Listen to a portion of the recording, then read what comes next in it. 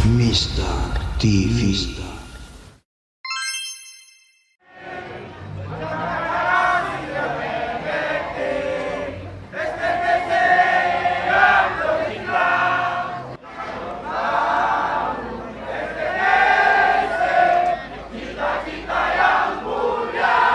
Ancaman nyata bagi hampir 6 juta tenaga kerja Indonesia yang menggantungkan pencarian dari industri hasil tembakau semakin terasa. Peredaran rokok ilegal dan nilai cukai yang terus alami kenaikan menjadi ancaman yang terus menjadi momok. Dari mulai hasil produksi yang menurun hingga PHK adalah tantangan yang kemungkinan akan dihadapi ke depannya. Terkait hal tersebut, PJ Wali Kota Pematang Siantar, Mateo Stan, mengungkapkan bahwa ancaman PHK akibat maraknya rokok ilegal juga berdampak bagi pembangunan kota Pematang Siantar. Hal tersebut disampaikannya saat menemui perwakilan buruh Aliansi Pekerja STTC yang berunjuk rasa menyampaikan keresahannya dengan berbagai dampak peraturan perundang-undangan yang tidak berpihak pada buruh pada Kamis 10 Oktober 2024 di kantor Wali Kota Pematang Siantar.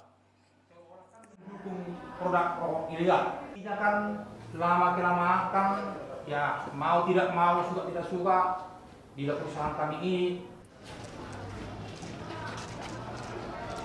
Oke.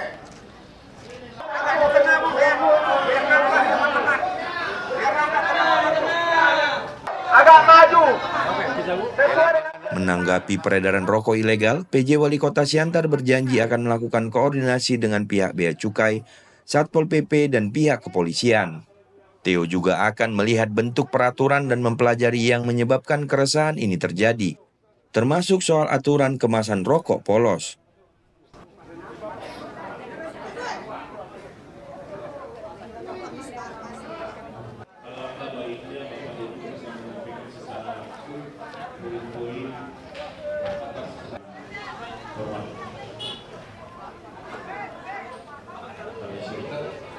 Kami tugas pemerintah daerah adalah memfasilitasi bagaimana masyarakat kami bisa bekerja, hidup, makan, dan baik. Oleh karena itu jangan sampai mereka itu berkurang bekerja karena produksi rokoknya yang kurang. Nah, kami berupaya karena mereka juga termasuk orang yang membayar pajak sesuai dengan ketentuan perundangan, sehingga tugas kami adalah melayani mereka, aspirasi mereka kita harus dukung. Dan bagaimana untuk tindak lanjut rokok putih itu aparat hukum, nanti kami akan diskusikan dengan aparat hukum bagaimana cara untuk menanganinya, termasuk dengan bea cukai. Kita mau melakukan koordinasi dalam waktu dekat atau gimana Pak? Ya dalam waktu dekat kita akan upayakan itu. Karena ini sudah tentu pasti kasihan juga kalau mereka berlarut-larut. Artinya ada dua hal yang tadi Ibu sampaikan bahwa mengenai RUU yang memang akan di dalam bentuk rokok. Kami itu sendiri belum tahu aturan RUU itu apa. Ya, nanti kami pelajari dulu. Tapi kalau memang apa yang memang merupakan hal yang menurut mereka ataupun menurut masyarakat bahwa itu tidak menguntungkan mereka, ya kita sampaikan aspirasi mereka. Itulah yang kami khawatir, jangan sampai itu terjadi.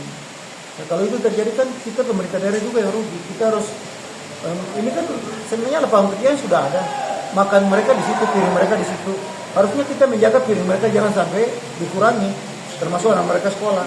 Oleh karena itu tugas kita bagaimana supaya memfasilitasi ini jangan sampai mereka itu dikurangi piringnya maupun anaknya bisa sekolah dengan baik. Ya kalau rokok ilegal orang semua tahu, lo rokok yang dilarang oleh pemerintah.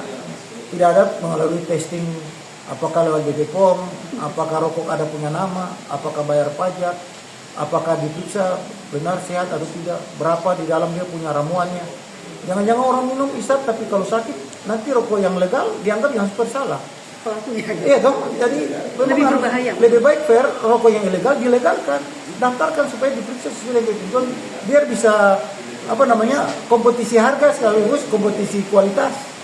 Sementara itu, sejumlah keresahan diutarakan melalui orasi oleh ratusan pendemo dari Serikat Pekerja PT STTC.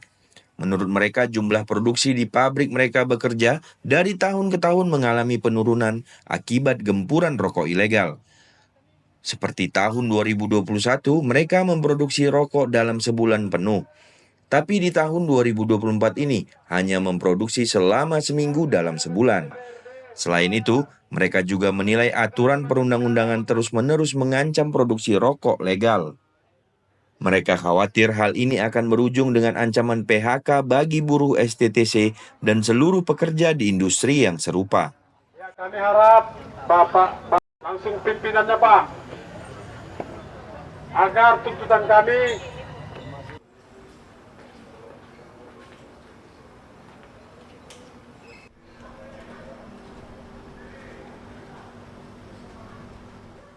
Di tempat terpisah, hal senada juga disampaikan anggota DPRD Kota Pematang Siantar, Erwin Freddy Siahaan, yang hadir menemui para buruh berunjuk rasa di gedung DPRD Pematang Siantar. Ancaman PHK buruh STTC ini menurutnya bisa mengkhawatirkan, mengingat sebagian besar masyarakat Kota Pematang Siantar bekerja di STTC. Freddy berharap aparat penegak hukum terus bekerja hingga rokok ilegal bisa diberantas. Ya, terima kasih pada 2024 tentang kemasan rokok tanpa merek. Kalau memang sempat ide undang-undang ini disahkan dan disetujui oleh DPR, bagaimana dan akibat munculnya undang-undang ini dapat menghambat produksi. Tentunya akan ada kekhawatiran, Bang. Tentunya akan ada kekhawatiran karena kita mengharapkan Siantar ini merupakan kota yang minim angka penganggurannya. Seperti kita ketahui banyak cukup banyak pegawai STTC yang berasal dari Kota Pematang Siantar ini. Jadi kita harapkan tidak ada lagi hal-hal terkait karena kita seperti dibilang tadi tahun 2021 1 bulan penuh masih dapat memproduksi rokok dan pada tahun 2024 ini hanya 1 minggu dalam 1 bulan. Bukan karena produksinya yang berkurang, akan tetapi karena suplainya yang berkurang, kan seperti itu, Bu. Jadi kita harapkan kita bekerja sama, orang ibu juga kalaupun di mana tahu ada orang melakukan jual beli rokok ilegal juga bisa dilaporkan kepada kami. Kami juga akan nanti menyurati dinas terkait dan juga melalui APH agar dapat bekerja sama menuntaskan ini semua. Pak, ini kekhawatiran juga dari mereka bahwa rokok ilegal itu ada di backing. Pandangan Bapak seperti apa? Kita, kalau saya pribadi, Bu, ya, secara pribadi saya tidak yakin itu terjadi karena ini kan ilegal, Bu.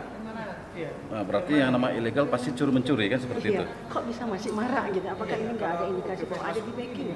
Katakanlah aparat tertentu. Itu kembali lagi, Bu, ke tugas APH, Bu, kalau sudah seperti itu. Karena kita berbicara sesuai jurisdiksi kita aja kan. Dari Pematang Siantar, Sumatera Utara, Wahyudi dan Vicky melaporkan untuk Mistar TV.